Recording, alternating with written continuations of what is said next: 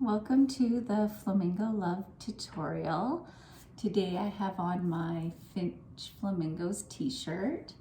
I love this t-shirt. The school I work at actually used to be the Finch Flamingos. We're now the Falcons. But truth be told, I wish we were still the Flamingos because, a pink flamingo is just cool. And today we're gonna draw two of them. So if you have my calendar kit, you can open it up. I'm going to be showing you pastel and watercolor.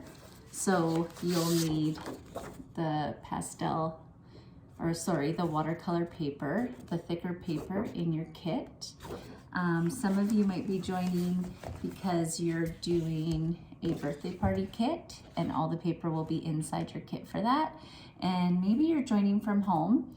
And if you don't have watercolor paper and maybe you just have crayons or markers, you can definitely use that too. You can just adapt as we go. So I'm gonna move my screen so that you can watch me and follow along. So I'll move my paper over. So we're gonna start off today with pencil.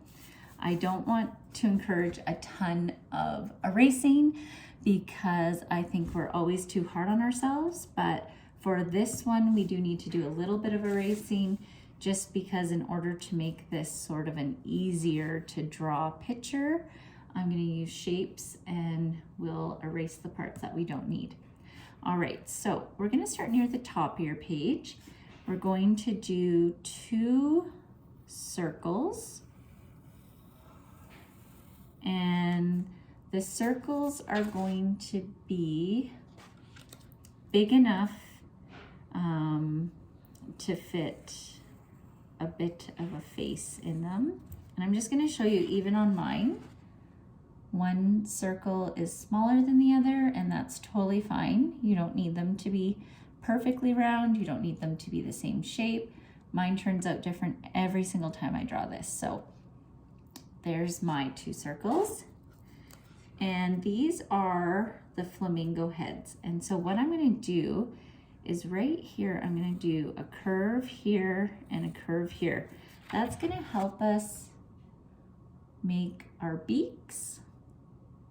And I'm going to then draw my beak down and back up. And I'm going to do the same on the other side. Draw my beak down and back up. Your beaks might touch and maybe they're just really close together.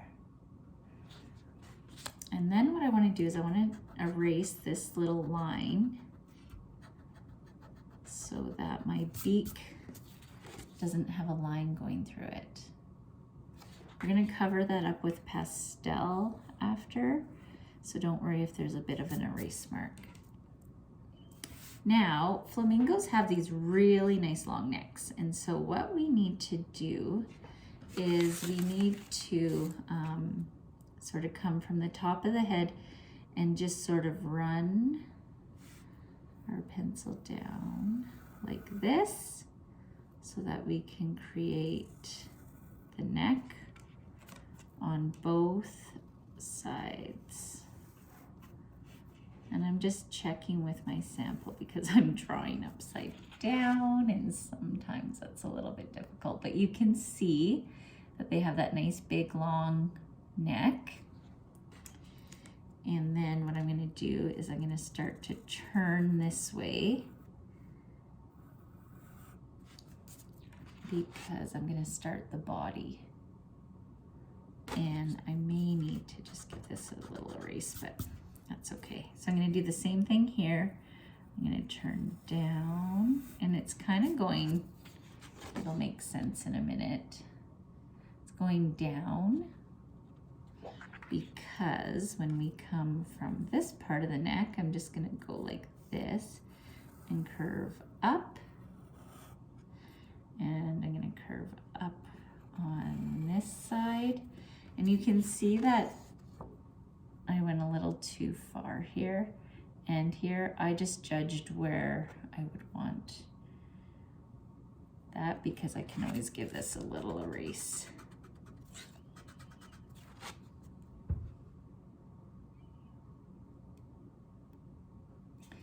And then what I'm going to do is I'm going to come from, I'm going to give this tail, I'm going to cut in and then droop down.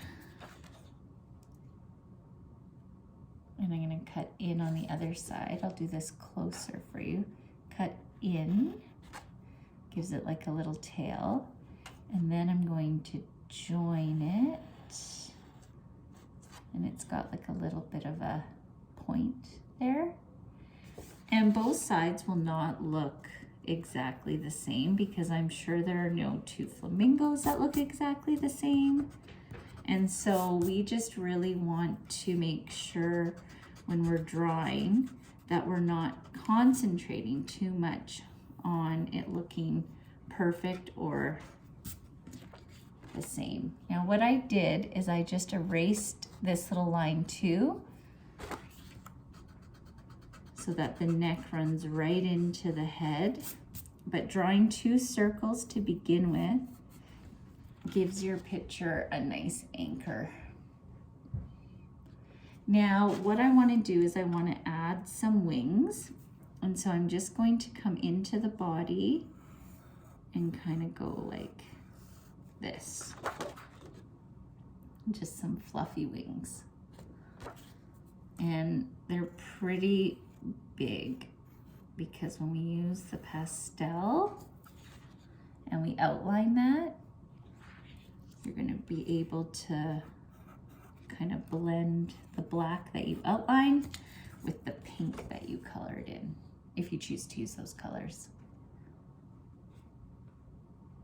Now, with the eyes, what I did is I just did sort of a cute eye that comes up like this, like a half circle, and then has some eyelashes.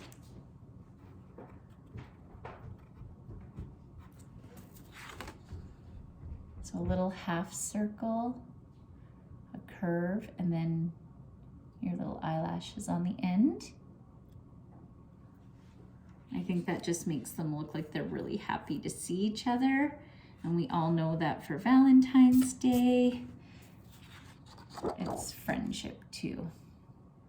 So now what I did for the legs is I did, for each one, I did a line coming down from their body, just 2 straight lines actually, to make it their front leg being standing tall. This totally reminds me of those lawn ornaments. I love those. And then their back leg is going to be a triangle. And it's gonna look like they have a bent leg. And you'll just, sometimes you just have to kind of skip over the parts that you've drawn to make it look more real. And that's basically the flamingo picture, the drawing part, except that I thought for Valentine's Day, if you're using this one for February, that it looks really cute with some hearts scattered throughout.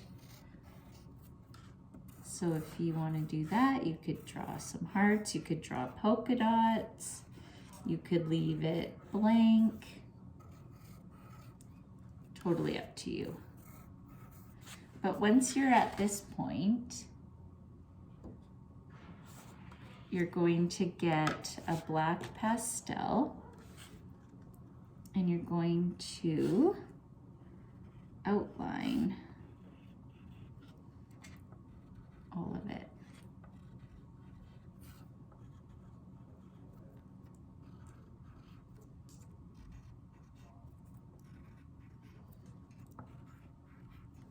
And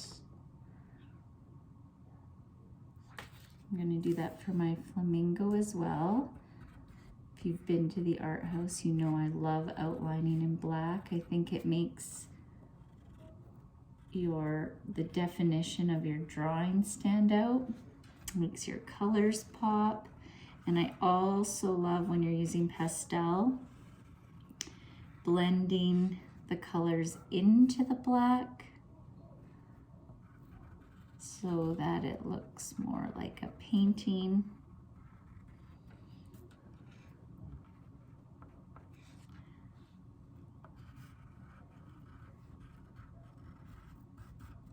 And I'm gonna go like that.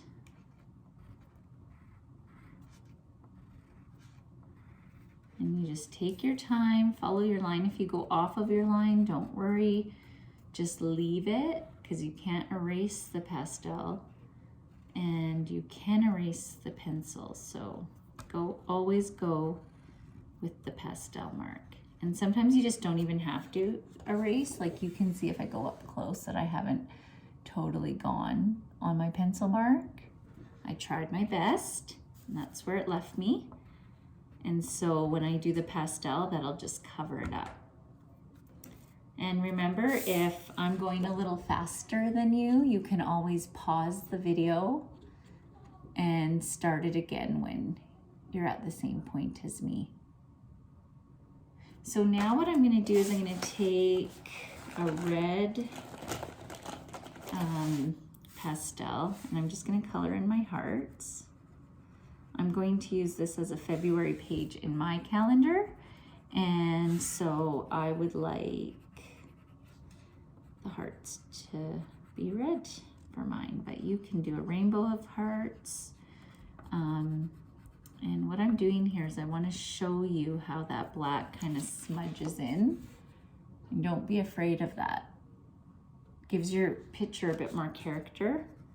If you're using markers, that doesn't happen as much. And so if you like a brighter, crisper look, you might want to use markers. All right, so now I'm going to go into my pastels, and I didn't actually have pink, but I'm going to use the red, and then I'm going to go over top of it with the white and sort of create a pink. This particular set didn't come with pink, and sometimes you just have to improvise. So I'm going to go like that, and then I'm going to, and it's kind of like mixing paint. It's actually really fun. You just have to be careful around the eye, and you might have to do your eye again over top if it smudges too much, but it gives it this really neat creamy look. Ooh, I love that. And then especially mixed in with the black, and you don't usually get a lot of opportunity to use your white, so it's kind of nice. And when you're mixing the pastels like that, it actually appears like feathers. So the more you run your pastel into the black, the more it's going to smear and give it almost like a dirty look. And if you look at oil paintings, it just kind of reminds me of that. And so it's not a bad thing. So I'm just gonna go in here like this. And the nice thing about blending is that if you haven't completely got those white spots covered, the white will come over top and kind of smeared in like you're painting. So this is really a fun little, just love how it changes. And when you're doing it, I hope you can see, because I'm looking at this and I'm just noticing just all the texture it creates. And this is actually kind of a perfect picture to do that, because the flamingo's feathers would have a texture. So I'm going to go all the way in, get into all my white spots, and cover up the red as I see it. And there you go. I'm going to do the other side, the other flamingo.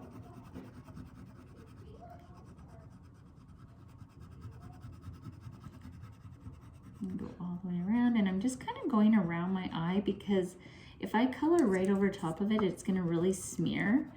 And if you did that, that's okay, because then you can just take your black and outline again over top. And go in here. And remember, this is a lot of hard work. You're building up your fine motor, you're strengthening your fingers, and if you need a break, take a break. You want this to be calm and relaxing, and I want you to enjoy the experience, so make sure that you're taking breaks as you need them. All right, so now it's kind of neat to see. Of course, you can use any colors you want for your flamingos. I just did pink because I'm kind of partial to my pink finch flamingo. You could try any of the other colors. Maybe you want to mix it up and try some of the other colors with the white over top and see how that changes. You can also use paper ahead of time and do some color mixing just to play around before you do your good copy. But I'm just gonna go around my eye, kind of blend in where I can see red, move it around.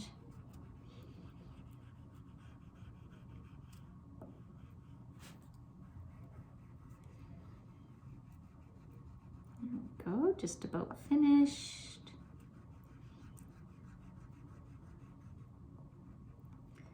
Move it in there. Gives it a really neat texture. Now for the legs, I'm going to get my orange out and just pop that color in between there. Do the same over here.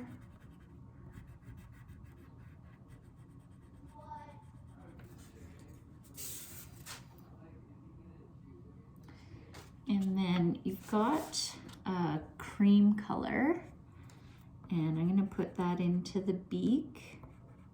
And then what I'm gonna do after I sort of blend as much of the black into that cream is, so you can see on this one, when I blended it in, it kind of made the tip darker anyway, and that's what I want.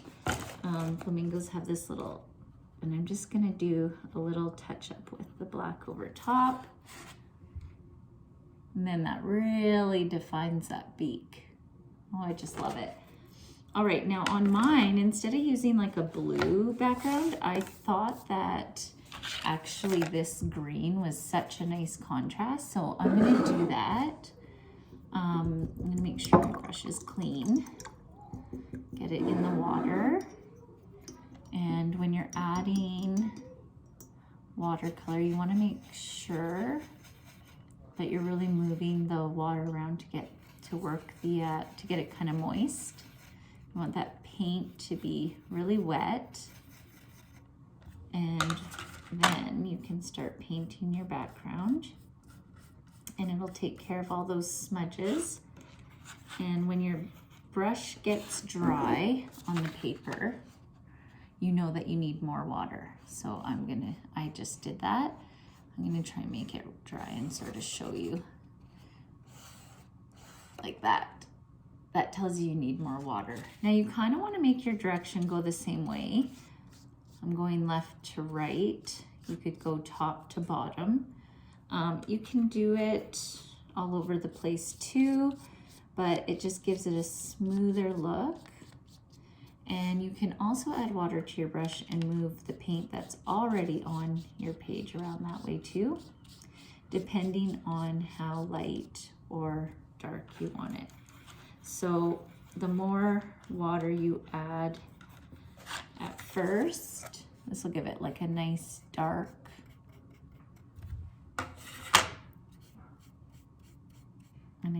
look. But then if you add more water to this while it's on your page, then it will go lighter. So you just play around with it. You just play around with adding water and adding paint. And for this one, I kind of prefer a bit more paint so that it'll cover up all these smudges. And some areas I'll need to go top down, but then I might just then go over top and go left to right to kind of smooth it out. And you'll notice I'm being pretty careful, but really when you're working with watercolor and pastel, the pastel will resist, and so it will tend to pop through.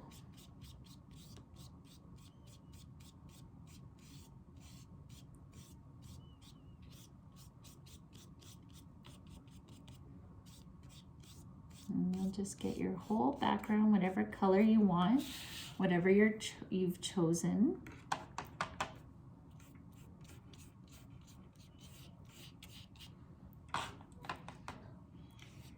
And this will make a beautiful portrait.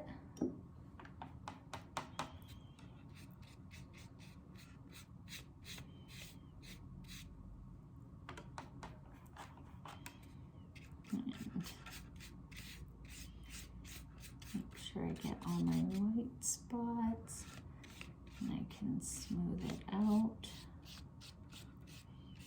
Now I'm going a lot quicker than you probably need to. I just want to be able to show you the end product